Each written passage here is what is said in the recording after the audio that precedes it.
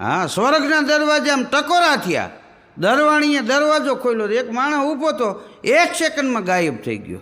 એને એમ થયું ક્યાં વયો ગયા. પાછો દરવાજો બંધ કર્યો, અંદર જઈને જે ઓલો બેઠો ત્યાં વળી ટકોરા થયા. પાછો દરવાજો ખોલ્યો, માણસ ઊભો તો 1 સેકન્ડમાં અદૃશ્ય. થોડીક વાર રાહ જોઈ, ન આવ્યો, દરવાજો કર્યો બંધ. પાછો હજી અહીંયા ખુરશી હતી ને બેઠો તો વળી ટકોરા થયા.